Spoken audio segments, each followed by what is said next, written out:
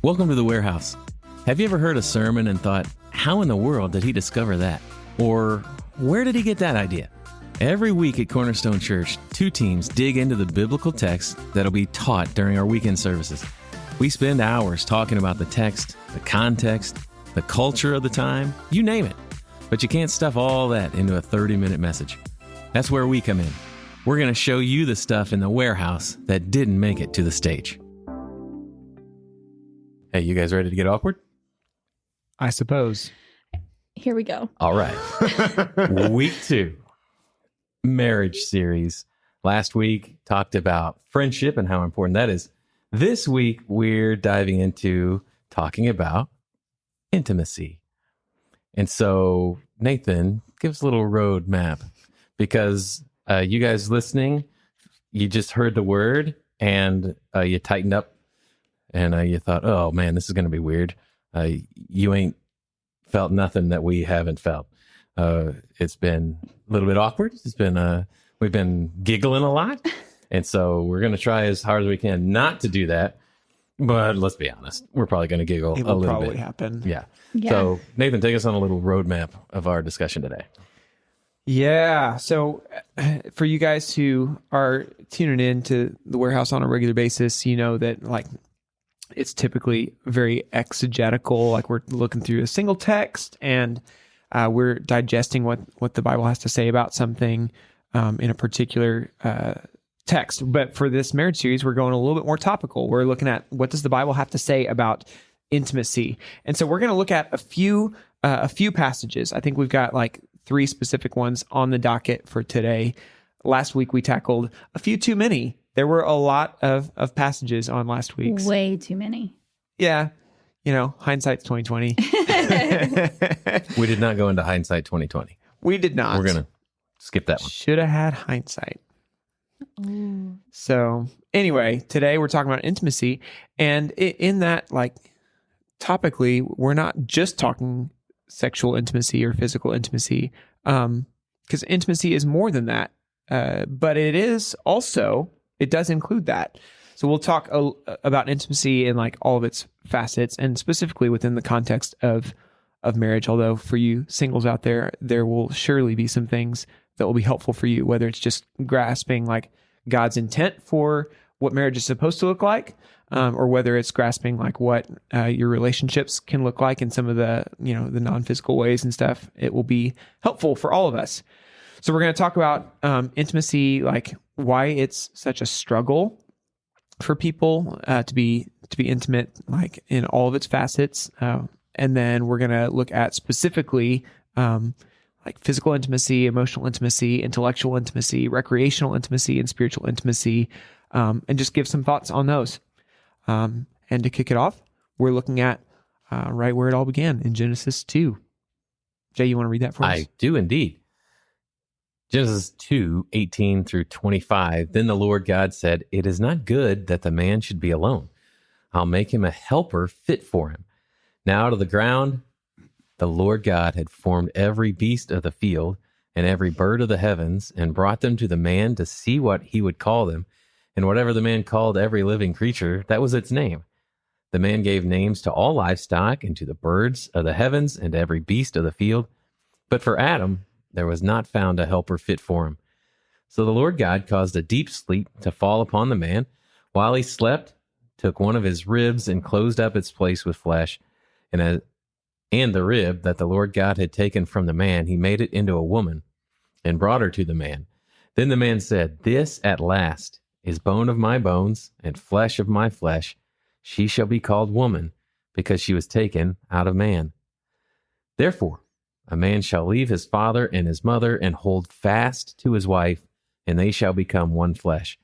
And the man and his wife were both naked and were not ashamed." Yeah, so what do you guys see about that?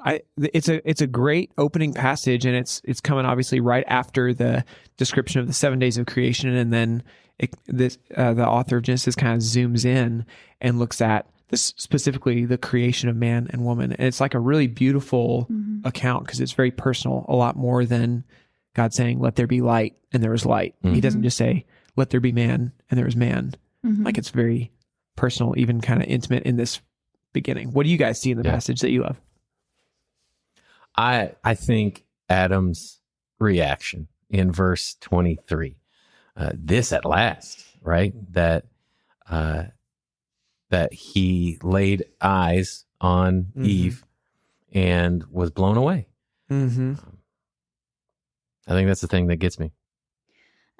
For me, I love the fact of how it takes like the first 7 days was zoomed out, and then here he zooms in to let us know like what was going on and just how he needed someone for himself. And so just the whole, we were designed to do this together. And then the whole, and the man and his wife were both naked and not ashamed. Like that part is not just talking about them. Like there's way more into that, which Nathan, I think you had some really good things on that. Like what the... Sure, yeah. Yeah, like before the fall.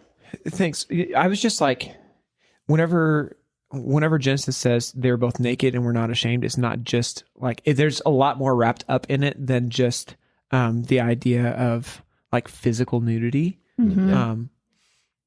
Like you can just tell that there's things about this that like they feel no shame around one another. They don't feel the need to hide from one another. It's like they know everything about each other, and they're comfortable. No need to hide. That naked and not ashamed piece. I think that not ashamed is a major part of this. Yeah. Just in 24. So a man will leave his father and mother and hold fast to his wife. I think it was King James that said cleave to his wife. That for thick and thin, they are holding fast, even though the tempest tosses them. They're there together, holding fast. And it's kind of interesting. So you have to like recognize that this verse 24, therefore a man shall leave his father and mother and hold fast to his wife, and they shall become one flesh. If you think about it, Adam and Eve didn't have a mom and a dad to leave. So it's one of those, this is like an editorial comment. It's the author looking back on this story and saying, because this is the way God designed it, that's why marriage matters so much. Which is just really beautiful. He's just saying like, because, Adam and Eve were made to be like one flesh, because God designed it this way, because God was the first marriage officiant, I guess. This is the way God wanted it, and that's why we leave and cleave. And there has to be both. There has to be a leaving of the home of your family of origin, and there has to be a cleaving to the wife now of your new life. Yeah, and something I didn't catch, I always thought that Adam was the one who like sat there and named like all of the animals in the field, but this is the first thing that he actually names. Is that right? Or am I misreading this? Verse 20, the man gave names. Yep. And Adam did not name any other animal after himself.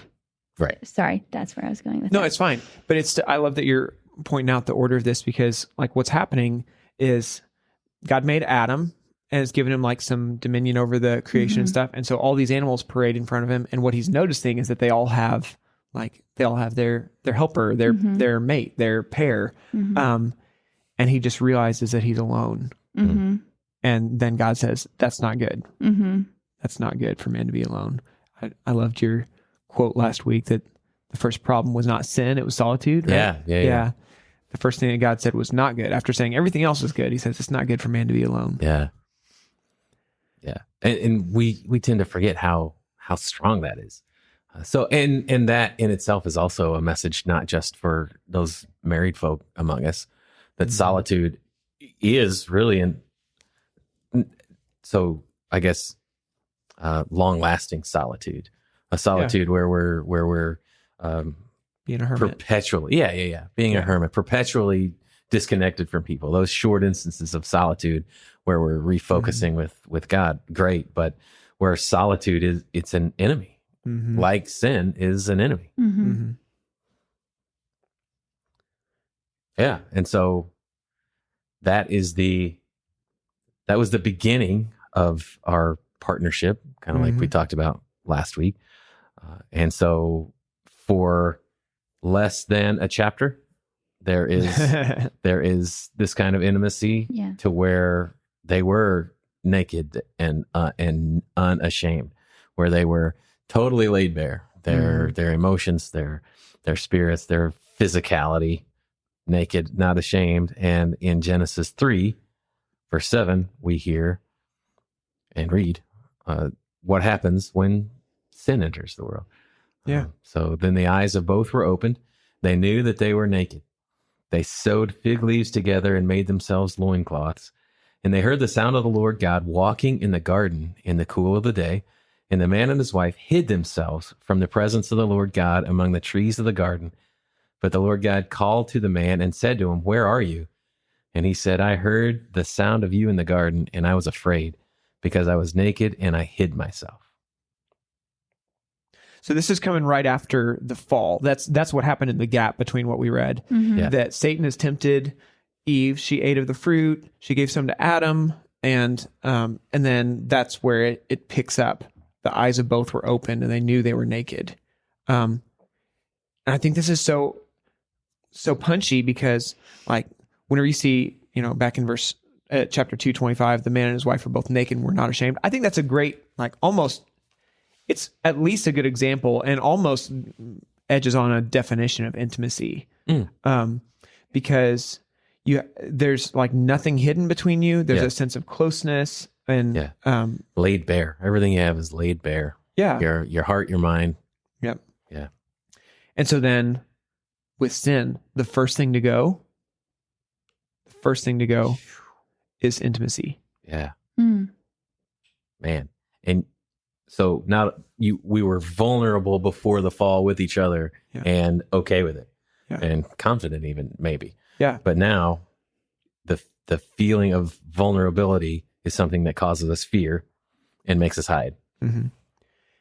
And so you see at first, like they seem to be hiding from one another. Mm-hmm. And so that's like you just see as a result of the fall, like they're ashamed of the fact that they're naked before one another. Yeah. And so they try their best to cover themselves with fig leaves. And then you also read that their intimacy with God is damaged as well. They hide themselves from God. So now all of a sudden, out of nowhere, they feel shame. They feel like they should not be able to be like honest with one another and transparent and around each other, or with God, which is just terrible because they had this close relationship with God before that. Like I can dream about now as far as like they were walking in the garden with him in the evenings and stuff, just having conversation. And we long for that day to come again. We're able to be there with no barriers. But there it was. And I guess it never really hit me that they did clothe themselves before they heard God walking in Eden again. That it was that they couldn't be around themselves. Once they knew what was going on, they couldn't even be around themselves naked. Yeah. Yeah. And so it's like sin and shame are so connected to one another. And it's like they're not the same because sin is the activity or the like failure to measure up. Yeah. Shame is the feeling that follows it. And we can get a little messed up if we equate those two. Yeah. But so shame follows the sin there, and it damages their relationship with one another and with God. Yeah. Yeah. Stephanie, you got anything that's standing out to you in this? The only other part that I had was like back to the naked and unashamed part, which you've kind of already said, but means you have no sin. So to be naked then was that they had no sin, nothing to be rightly ashamed of, and nothing to be hiding. So they didn't even understand what sin was at this point. And so just the thought of like, they didn't need to hide from the Lord and they didn't need to hide from each other at that point. So it's just crazy. It's crazy. It is. And that's so vulnerable. Sorry. Go on. No, go on. No, I was just thinking like, that's just so vulnerable. Like vulnerable. I hate that word. But to just stand there, it's a tough one. Yeah. But to just stand there and imagine doing that, that's like allowing somebody to see you fully. Yeah. Yeah. and not being afraid of like, What I they're wonder what they thinking. think of me. Mhm. Yeah. And I hid myself. Man, oh man. I just thinking all the years of hiding myself emotionally and hiding myself physically because of that shame that had come. Man, and how hard it is, even when you've tasted the grace of Jesus, how hard it is to unveil. Mm-hmm. How hard it's been for me anyway to unveil myself emotionally, even to the one that God has given as to be my helpmate. How difficult it's been. And then as we've gone along and I've gotten freedom from that shame over the years and been able to slowly unlock those rooms in my heart and let Rachel in, the kind of joy that's come because of that. Because we talked last week about friendship and how I was so locked up, man, hiding myself because of this, that didn't let her in those places. And so there wasn't that deep abiding friendship. Like I remember it hasn't been that long ago that I realized that we were just having a good time and laughing together. And I just kind of just looked over and I'm like, man, I love hearing your laugh. And her saying, I love you making me laugh. And that That's moment cute. of, oh man, one, like, man, I've been missing this for, a decade and a half. I can't believe this. And now remembering that, because those locked in rooms are opening up and the shame's being washed away, has been huge. And it is huge. And it's, I think they're perfectly tied together. I totally agree. Do you guys think anything? So this is a little bit more like, biblical theology on a bigger scale. Do you guys think whenever you have them covering themselves, I see that and I hear like the way we most naturally, whenever the way we want to deal with sin is by trying to make it better ourselves.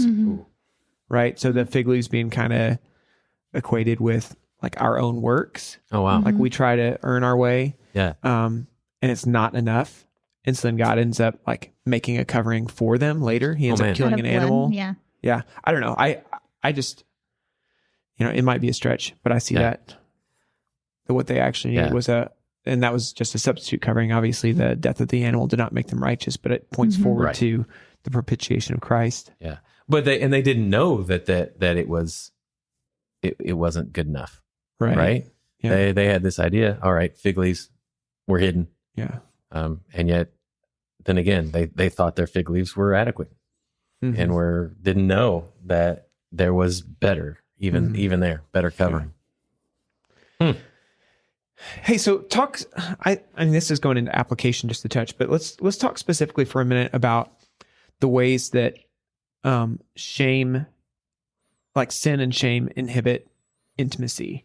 And I do kind of want to put it in those categories of like, and we found this on a Desiring God article that we really liked. He lists out physical intimacy being important, emotional intimacy, intellectual intimacy, recreational intimacy, and spiritual intimacy. With that list, like, what are some ways that you guys have seen either in your own life, somebody else, just anecdotally, like how does sin inhibit intimacy? Jay, I think you gave a great example of like emotional intimacy, right? For you. Yeah. So long story short, my parents got divorced when I was a freshman in high school, and I turned to food and I turned to porn to try to fill that longing for love and support. And growing up in the church, I knew that porn was wrong, and so I tried to build a wall around every bit of my sexual desires, and so nothing got in. And even when I got married, I get married to someone who is pure and clean and awesome, and in my head, anything sexual is bad and dirty, and my job is to protect my wife and keep her pristine, so I Yeah, thought right. like I can do that. But and so the two were separated partially because my heart was locked away. And Wow. that part locked too. And so I even kept her at arm's length. And that's why I'm really good at small talk, and I'm really good at diverting conversations, because I didn't want to let anybody in. Yeah. And she could see that happening, because one, she was that close, but two, she's just so discerning and smart and wonderful. But he said with gritted teeth. But so my heart was locked away, and so I couldn't share my fears with her, and my anxieties, and the things I was worried about, the things I was super happy about and super hopeful about. I couldn't share that stuff because it was all locked away, and that affected every other part of these facets of intimacy. Yeah, that's so good. So at what point, and I think that's really interesting. You're hitting on kind of like the emotional intimacy and the way it's so tightly like related to physical intimacy. Oh yeah. And so like, what helped for you? Oh man. So we were in another church, and my buddy was the youth pastor there, and I was volunteering with him in with junior high, in the junior high area. And one day he just had a huge fight with Rachel, and it was a Wednesday night, and it was time for youth. And so I was on the way to the church, and just a mess of myself. And I walk in, and he saw that I was a mess of myself. And so we went to another room in the church, and he's just like, "What's up?" And I just and at the same time, the church, there was a therapist on staff for a little while, part-time. And so I just got in with him, and we just started talking about freedom that I just hadn't let Jesus give.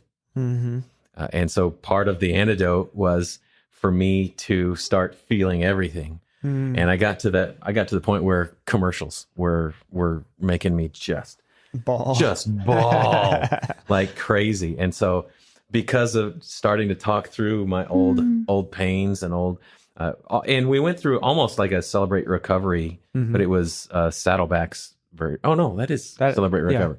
And so working through those hurts and hangups that had led to habits,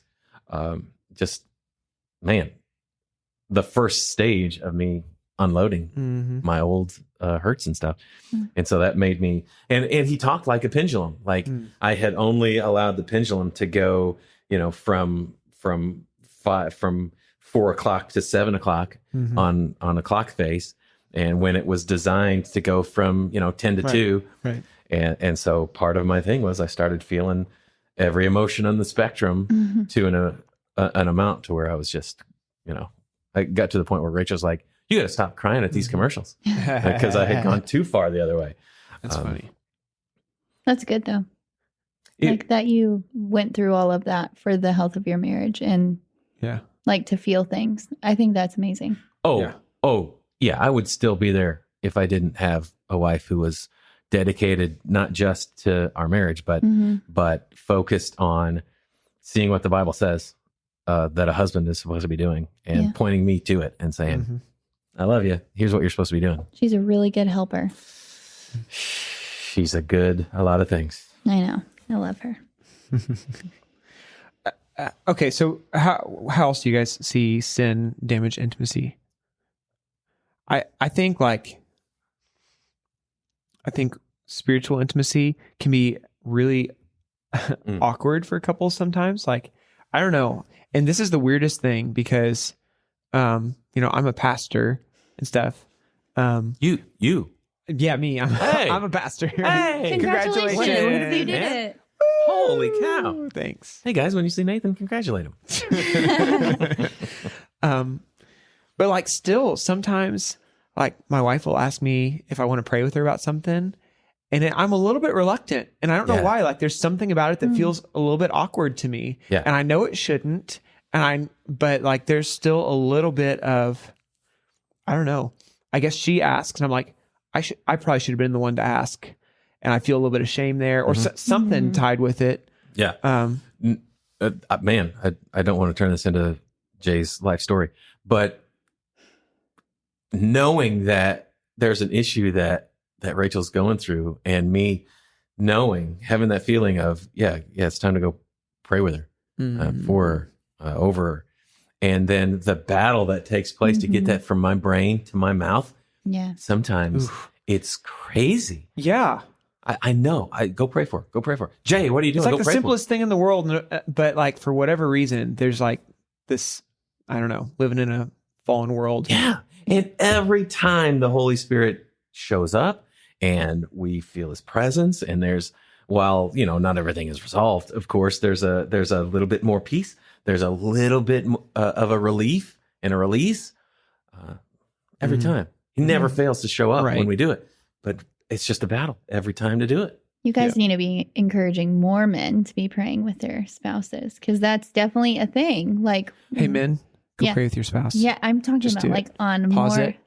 Pause this podcast and go pray with your wife. Yeah, it's important. Like, women love that, and they enjoy the time that their husband will take to like be like, can I just pray with you for a hot second? Yeah. And knowing that, but it's still a battle to do it. Yeah.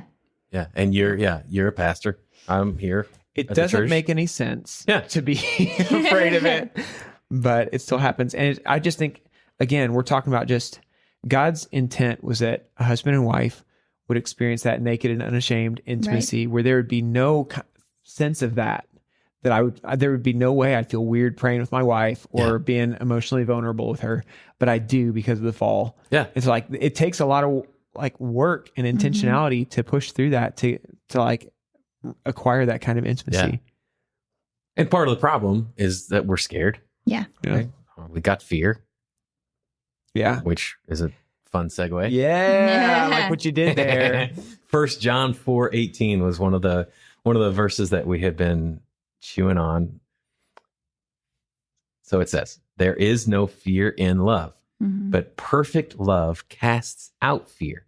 For fear has to do with punishment, and whoever fears has not been perfected in love. And let me tell you, we were talking about praying for me, praying for Rachel, you praying with Tia. There's a bit Justin praying for me, and Justin praying for you. Yeah. That there's fear there in some degree. There's some fear that I'm going to mess it up. I'm the husband. I'm going to mess this thing up. There's a little bit of that. Yeah, this like commentary that I'm looking at right now says the completeness of love means we do not cower in fear before God, dreading his judgment either now or in the day of judgment. We know all the judgment we ever deserve, past, present, and future, was poured out onto Jesus on the cross. And that's just like so good, right? Like, we shouldn't have any type of fear. And I know this is talking about like fear standing before God, which going back to Adam and Eve into the garden, they were scared. And then I want to get into this big theological conversation. Well, so sorry, like God took us out of the garden because we could no longer be in his presence, right? So I always like, why didn't they poof?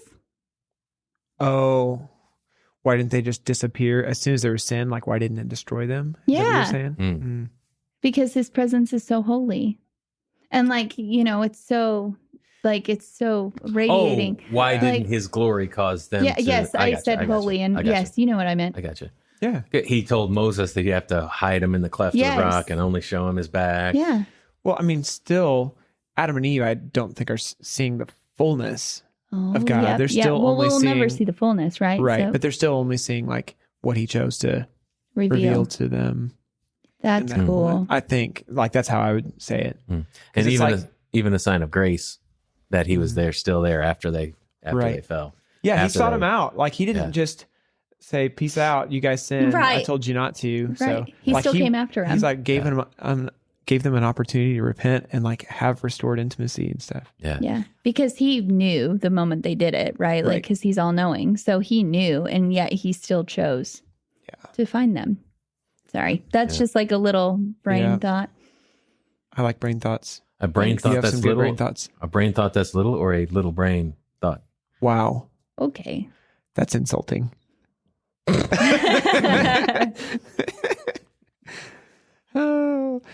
So when we talk about perfect love casting out fear, I mean, it's not it. So that's obviously like it. Well, I shouldn't say obviously. That's talking about God's love, Yeah. casting out fear. Yeah. It's not saying like, hey, Jay, if you really had perfect love for Right. your wife. And so the idea is like, Yeah. whenever we really experience the love of God, like the more we grasp how good his love and how perfect it is for us, the less fear we'll have. Yeah. How, like, when you just said that, hey, Jay, like, perfect love for your wife, like, that's a huge expectation Right. and, like, a huge weight that would be put on somebody to Yeah. have this, like, perfect Yeah. love for someone else. Which would bring back the shame Yes. and the guilt. Yes. Mm-hmm. Yes. Thanks be to God, like, we don't carry that weight. Mm-hmm. Yeah. Yeah. And so whenever I think about love, I mean, we talked briefly about, it's worth mentioning 1 Corinthians 13 because Paul was describing to the Corinthian church, what love looks like. And so when we think about God's love and the ways that we should be loving, it mentions that love is patient and kind. It does not envy or boast. It is not arrogant or rude. It does not insist on its own way. It is not irritable or resentful. It does not rejoice at wrongdoing, but rejoices with the truth. Love bears all things, believes all things, hopes all things, endures all things. And I'll stop there. There's more great stuff after that. But I think whenever you hear that, it's like, oh yeah, that creates a safe space for intimacy. Yeah. Right? It totally makes sense that kind of love casts out fear, because if I know that whenever I come to you, you're going to be patient and kind, that you're not going to be envious or boastful or arrogant or rude, like makes intimacy a whole lot easier. Yeah. Yeah. What other religion boasts of a God who also wants to be in an intimate relationship with us? Yeah. Right. Yeah. So I just started some seminary classes, and I'm in my Old Testament class. One of the really fun things that we've had to do is go through like parallel creation accounts, like from the other cultures around Israel at the time, like the Enuma Elish. Yeah.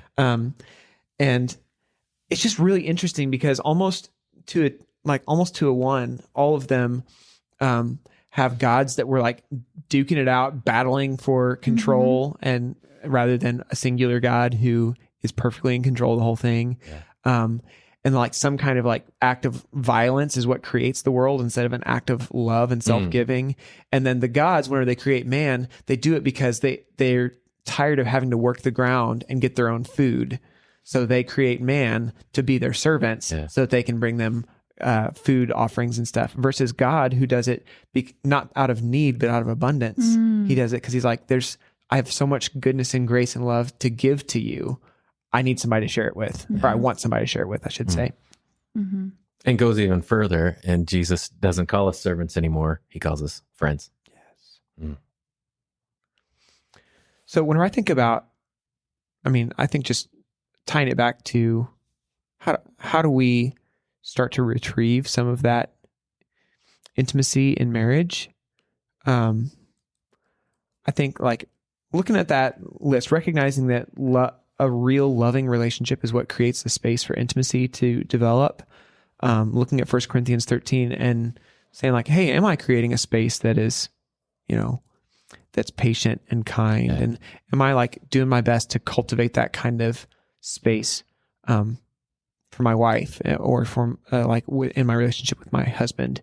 Because everything else kind of flows out of that. The physical, emotional, intellectual, recreational, spiritual, all those kinds of intimacy flow out of a safe space, feeling, quote unquote, naked and unashamed. Yeah. Yeah.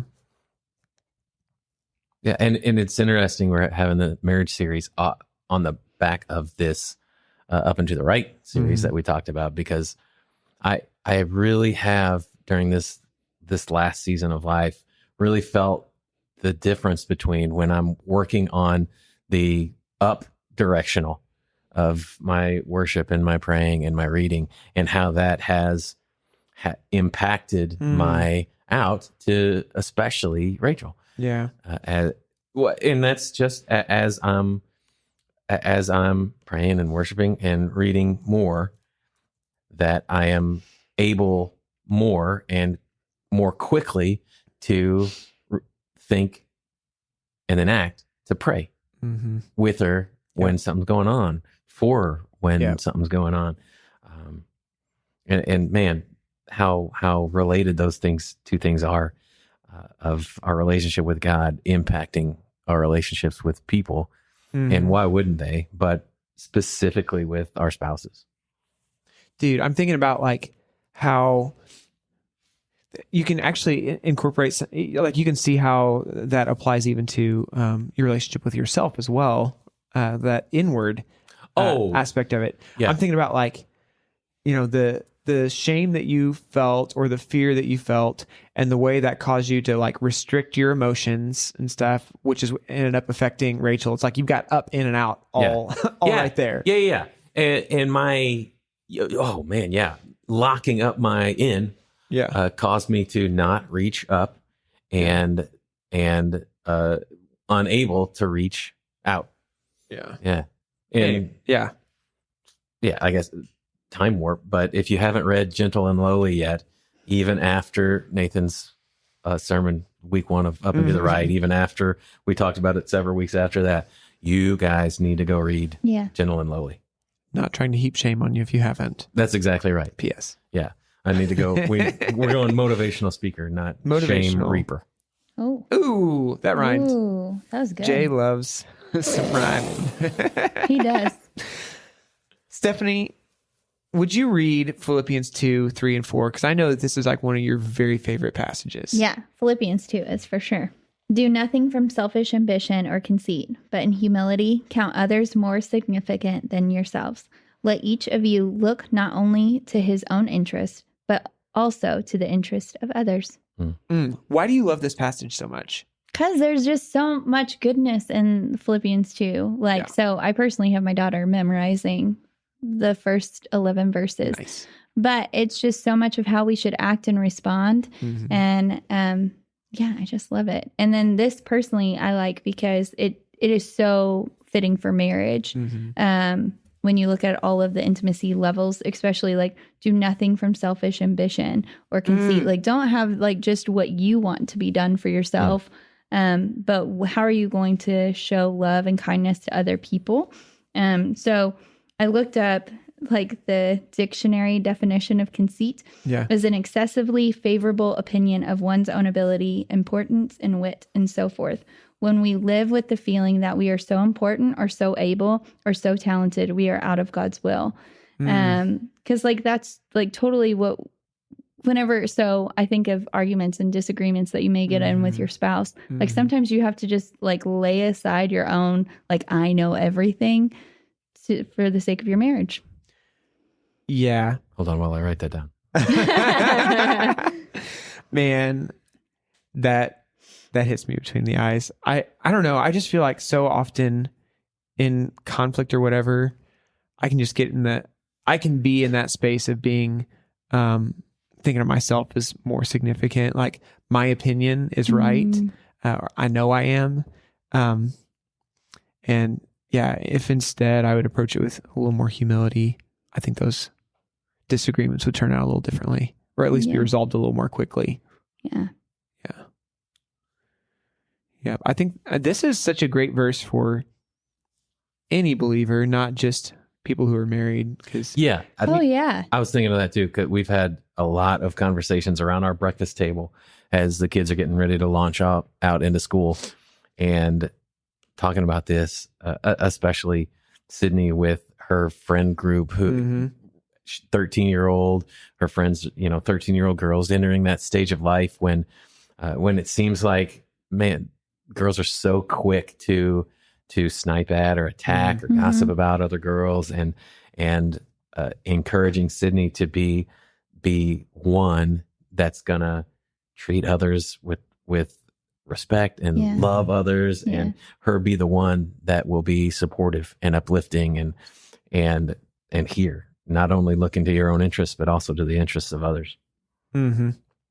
Yeah, I think culturally we're just like, the world has a very opposite set of values there. Like people with the sharpest tongues, the ability to like put someone down to where they cannot get back up out of it. Like those are the people who get attention. Yeah. It's just terrible because like Can you imagine what the world would be like if more people lived like this, where it was in humility, count others more significant than yourself? Mhm. Yeah. That's huge for like every aspect. Right. Like so much. This blows me away so much. And again, that's why I love this. Mm-hmm. I just want to read all of Philippians 2, 1 through 11, but we don't have time for We that. don't have time for that. So Good though. again, the reason we're referencing this in particular is because this is like, if we're thinking about how do we reclaim some intimacy in our Yeah. marriage, some of what was lost with the fall and that feeling of shame, Yeah. create a loving environment Mm-hmm. and choose to count your spouse more significant than you. Like Yeah. consider their needs first. And that plays out in every arena. Yeah. Of those intimacy levels. Like, Yeah. Well, and even how applying these two verses in particular, verses 3 and 4, to the Ephesians 5 passage or the Mhm. 1 Peter 3 passage, and how many times husbands and wives, when they're not in a good spot, are using them as clubs, using those passages as clubs against each other, how we can come here and do nothing out of selfish ambition, count others more significant than Yeah. yourselves. As I am super imperfectly trying to love Rachel as Jesus loved his church. That just hit me as we're recording here, how I need to cover Ephesians 5 and 1 Peter 3 with Philippians 2, 3, and 4. Yeah. I had lunch yesterday with an amazing woman, and she gave me some like marriage advice, like not advice, but like just in the moments of whenever you're like in disagreements with one another. She said, don't get hysterical or historical. Nice. And I was like, that's good. That's real good. Yeah, I know. So I wanted to, Hysterical or historical. yeah. So don't. Yeah, flesh that out some. Yeah, Yes. don't act out on emotion and don't bring up past hurts or past fights or arguments. And I'm like, man, I am like putting that in my pocket. Yeah. Yeah. That's really good. And not just against each other, but also against ourselves. Don't Oh, get yeah. historical with myself. Yeah. Because I flubbed my words when I tried to pray for that one time. So I can't do it anymore because I'm going to mess it up. Mhm. Yeah. Don't get historical with them or you. And you know who you are. Who said that? It's good. So thank you Yeah. Thanks, you. for all. Does she Thank listen you. to this? Yeah, she does. All right. So we know exactly who it is. Because there's one person who listens to this. Oh, that's so sad. But you're worth it. Okay, on to Yep. Hey, intimacy is more than sex, but it's not less than sex. We're going. Okay, hold on. Yep. Oh, is that not where you thought? No, we were? I was joking. We're fine. she's strapping in. She's trying to Yeah. brace herself. Oh, here we go. Push the eject button. Yeah. Oops. I just hit my microphone. Yeah. And so let's be honest. This is uncomfortable for some of us, and for me, just personally. Hey, heck, I'll be the guinea pig. It's still uncomfortable for me because I'm still in that process of unlocking things and having freedom flow into those areas. And it's just still it's still awkward. Yeah. It's also something like the church has historically not done a good job talking about sex. Oh yeah. Which is really terrible because we just then let the world talk about sex, which then reinforces the idea that it's not something that God designed, that God doesn't have anything to say about it. It's really just a worldly thing, which makes it then feel dirty and shameful. Yeah. Or it's just really terrible. When in reality, like the Bible has a lot to say about it and has a very high view of sex within marriage. Yeah. And we should just give the disclaimer, and we'll talk about it more on some weekends and stuff, that like the Bible is also, it's very clear that sex is designed to be between one man and one woman who are covenantally, united to one another in marriage. And so with this, I think I want to start with what are some of the purposes for sex that the Bible lists? Sure. First and foremost, it's Production. multiplying. Yeah. Yeah. Production. Is that what you said? Yeah. Production. I think it's normally reproduction. Yeah, but it's fine. I like I mean, production. hey, we've seen how many kids some of you guys have, and you're a factory in there. Jay Specifically. was looking at me during that entire diatribe. If you don't know, reproduction, reproducing, filling the world. There you go. Yes, I am doing my part in that. You are. Oh, Shout out to man. my pal Olive. yes. Does Olive listen to the? Olive does not, and I definitely would not let her listen to this one in particular. Olive is my 3-year-old daughter, by the way. Okay, so purposes of sex. Yep. Procreation, reproduction, or production, if you prefer it that way. Yeah. You get that like right in the beginning, right? Where God says, hey, be fruitful and multiply, fill the earth. I mean, that's an obvious one. It's not the only one though. Yeah. There's also the one flesh, like becoming of one flesh part. Yeah. Yeah. Like unity. Yeah. That's what I was thinking of. Yeah. Unifying a husband and a wife. Yeah. Yeah. And it's, I don't have like stats off the top of my head with it, but it's really interesting, like what happens in your brain. Like there is a legitimate emotional connection, a bond that's formed in sexual intimacy. It's really special. That's a great one. It's also for pleasure, right? So, and that's something that can be awkward to talk about, but it's, I think about, let's see, I'm going to pull up Proverbs 5. I don't think anybody wants to be the one to read this, so I'm going to read it. Oh, thank you. You're welcome. I'm not going to make you. So Proverbs 5 says, may your fountain be blessed and may you rejoice in the wife of your youth. A loving doe, a graceful deer, may her breast satisfy you always. May you ever be intoxicated with her love. And so this is wisdom literature that's saying like, this is the way God designed life to work, that a young man, a husband should be like, it's using words like satisfied, intoxicated, and specifically calling out like some of the, like it's very sexual in nature. It's saying you should enjoy your wife. It's a place for pleasure within marriage. And then I think, any more comments on that? I think. Yeah, no, reference it again to the folks in the back.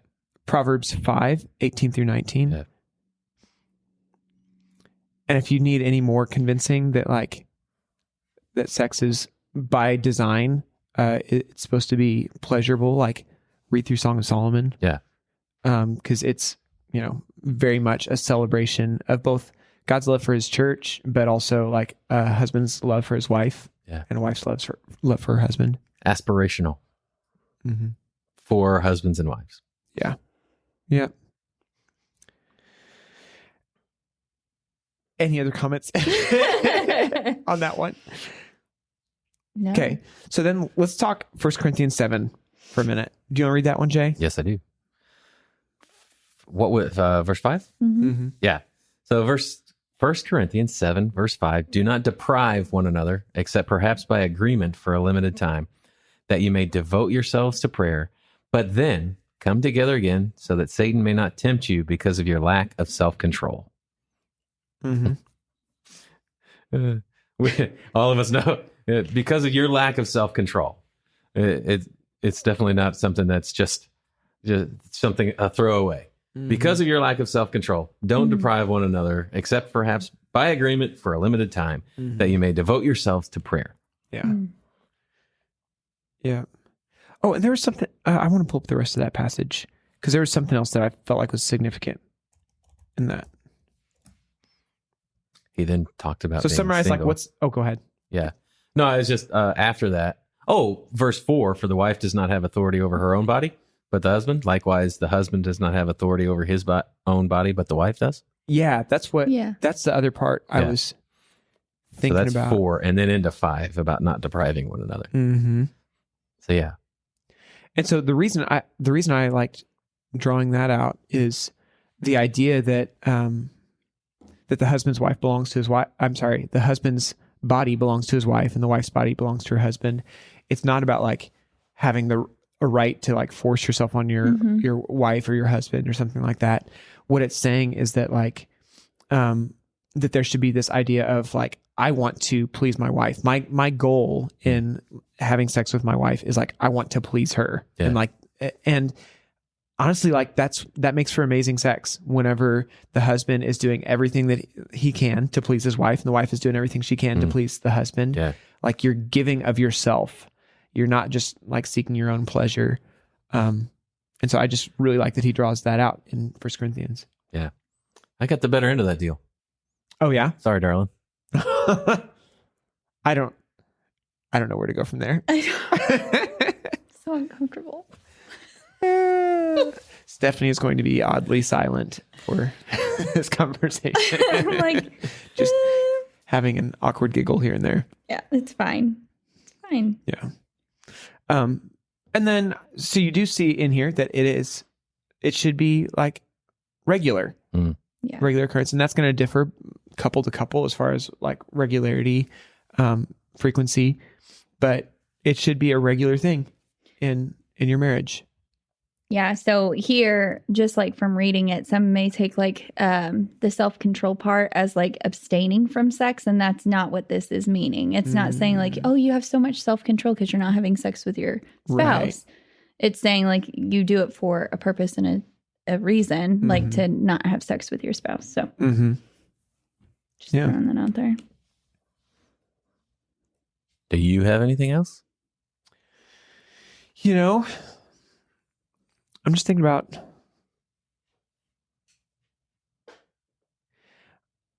I think to kind of tie it up a little bit with a bow, I think like it's important for us to recognize the interconnectedness of all of this intimacy. They're not to be taken in isolation. Like, so your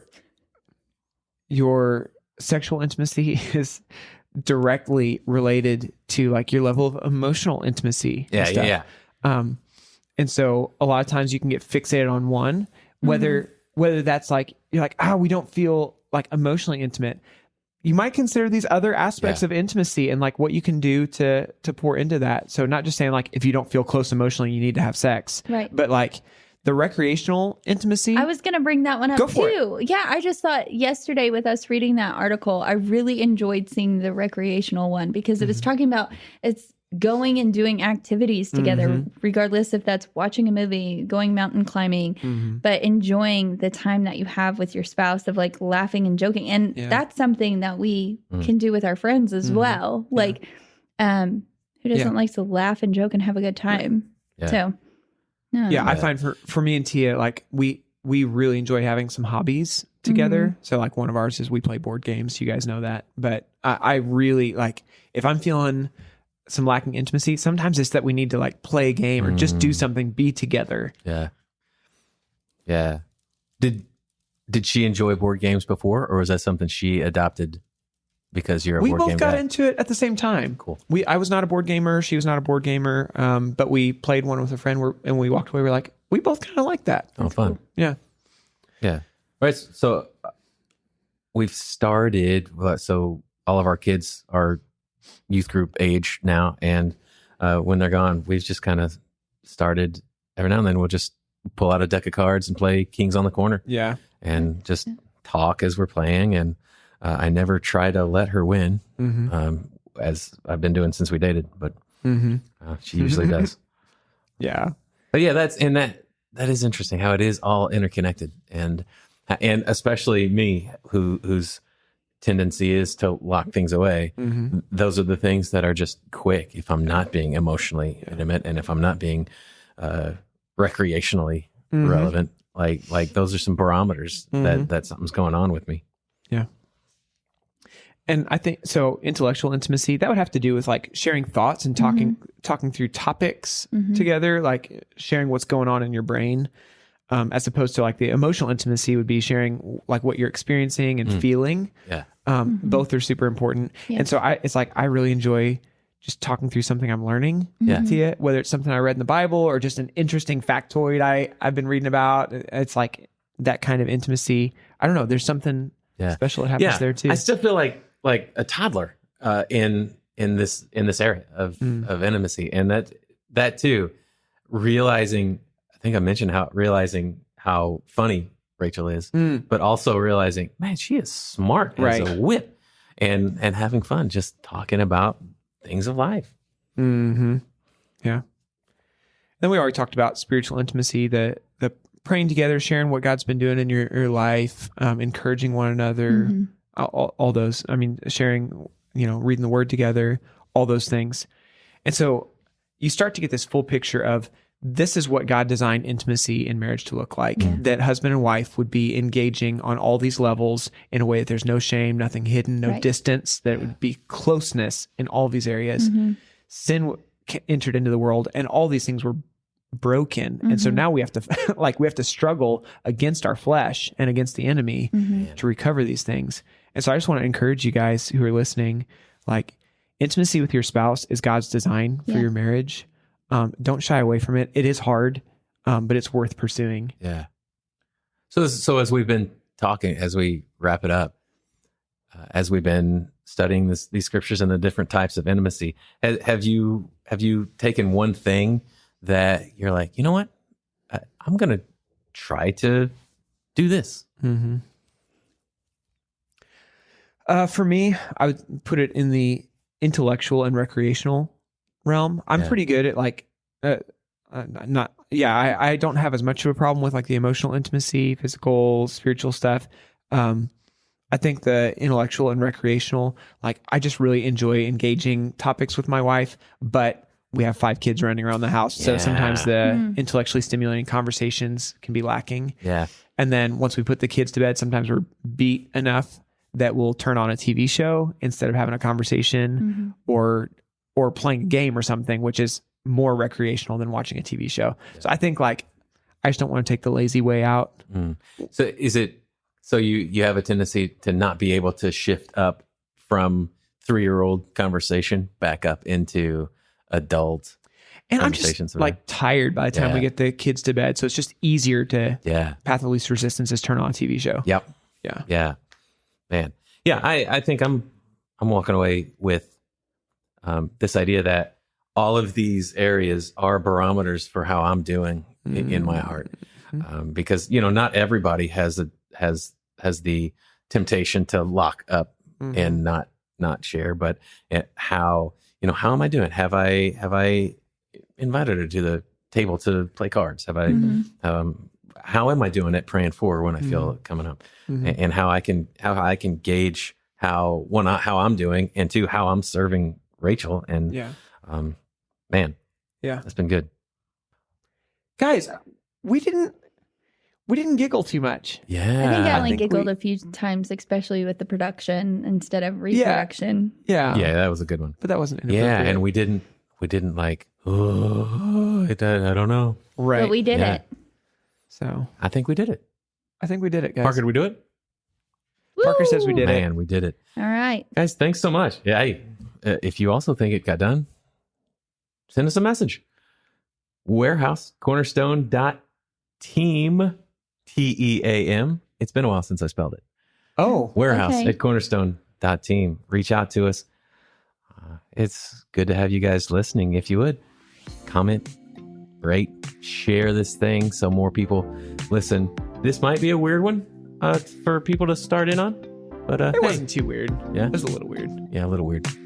But guys, thanks so much. And we will talk to you on the flip side. Say bye, Nathan. Bye.